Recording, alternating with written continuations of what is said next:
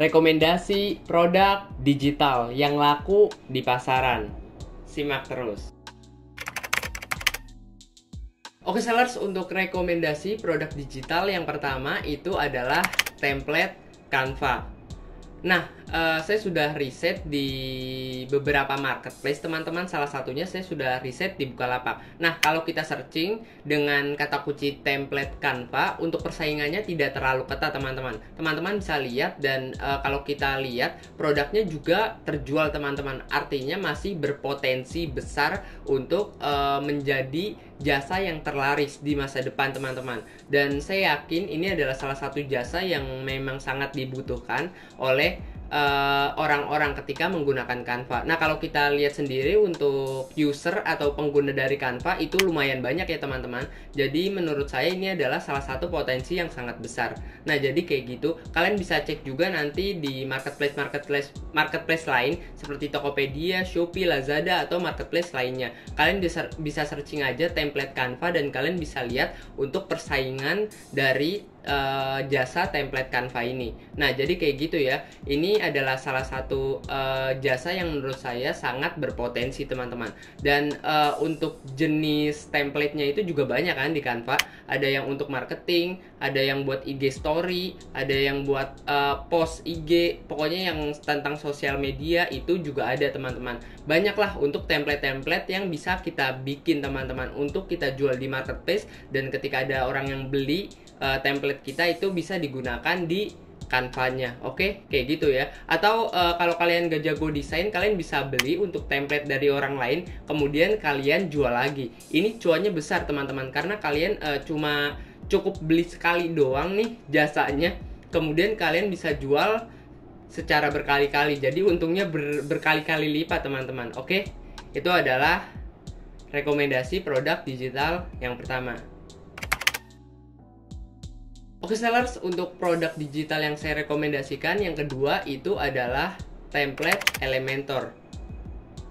Oke sellers, untuk kalian nih yang nggak tahu Elementor itu apa, jadi Elementor itu adalah sebuah website, dan guna dari website Elementor ini adalah membuat website tanpa coding. Saya ulang nih, gunanya membuat website tanpa coding. Nah, jadi kayak gitu teman-teman. Nah, untuk kalian yang jago desain website ataupun landing page, saya sarankan kalian bisa buat untuk template dari Elementor ini, karena ini berpotensi besar teman-teman. Dan ketika kita cari persaingannya di beberapa marketplace, di sini saya contohkan di Bukalapak, itu untuk persaingannya juga ya nggak terlalu ketat lah. Dan untuk penjualannya di sini juga belum ada yang memang menguasai pasarnya teman-teman. Artinya ini memang tidak terlalu red ocean lah, artinya perang harganya memang tidak terlalu memuncak atau belum terlalu parah teman-teman, sehingga kita bisa ambil keuntungan yang memang bisa dibilang cukup besar teman-teman. Nah, jadi kayak gitu ya. Ini adalah salah satu jasa atau produk digital yang menurut saya masih cuan untuk kita jual teman-teman. Nah, jadi kayak gitu ya. Kalau kalian ingin membuat template-nya silahkan, dan kalau kalian ingin beli dan ingin jual lagi itu juga silahkan teman-teman. Pokoknya jika kalian berminat untuk buat ataupun beli template ini, kalian bisa beli di beberapa website. Mungkin nanti di video selanjutnya saya akan kasih tahu ya beberapa rekomendasi website yang bisa kalian gunakan untuk membeli template Elementor, agar nanti kalian bisa ngejual lagi di marketplace, ataukah itu di Bukalapak, Shopee, Tokopedia, Lazada, atau di marketplace lainnya. Oke, kayak gitu ya. Itu adalah rekomendasi produk digital yang kedua. Oke sellers, untuk rekomendasi produk digital yang ketiga itu adalah template presentasi. Oke sellers, template presentasi ini ya bisa kita gunakan di aplikasi-aplikasi presentasi seperti PowerPoint, mungkin kalian tahu, Google Slide, ataupun Keynote. Nah, itu adalah beberapa aplikasi yang memang bisa kita gunakan template-nya di sana, di aplikasi presentasi teman-teman. Nah, jadi kayak gitu ya. Nah, kalau kita lihat sendiri untuk persaingan dari template presentasi ini di marketplace ya. Di sini saya contohkan lagi pakai Bukalapak nih. Nah, kalau kita searching mengenai kata kunci template presentasi, itu kalau kita lihat persaingannya juga tidak terlalu ketat teman-teman. Dan kalau kita lihat angka penjualannya di Bukalapak di setiap produk dari pesaing kita itu juga memang tidak terlalu banyak untuk angka terjual dari produk pesaing kita teman-teman. Nah, ini membuktikan bahwa persaingannya tidak terlalu ketat teman-teman, dan artinya kita bisa mengambil untung yang bisa dibilang agak besar dan agak menguntungkan untuk kita teman-teman. Nah, kayak gitu ya. Kalau di marketplace lain saya tidak tahu ya, karena saya belum cek di Tokopedia, Shopee ataupun di Lazada. Kalian bisa cek sendiri dengan kata kunci template presentasi, atau kalian bisa gunakan kata kunci lain yang memang masih berkaitan dengan template presentasi itu sendiri. Oke, jadi kayak gitu ya. Kalian bisa cek aja untuk persaingannya, dan juga kalian bisa cek juga ini raja pasarnya udah ada atau belum sih ya. Kalau di Bukalapak tadi kita lihat itu raja pasarnya belum ada kan. Dan raja pasar itu maksudnya sebuah produk yang memang terjualnya udah banyak teman-teman, dan kualitas produknya itu sudah bagus banget. Tadi belum ada kan. Untuk kejualnya ya masih kecil lah, masih di bawah 100 teman-teman. Dan kalau kita lihat dari kualitas produknya juga tidak terlalu bagus-bagus amat. Jadi belum ada untuk raja pasarnya yang memang menjadi pengeruk transaksi di sebuah pasar. Oke, itu adalah rekomendasi produk digital yang ketiga. Oke sellers, untuk rekomendasi produk digital yang keempat itu adalah phone.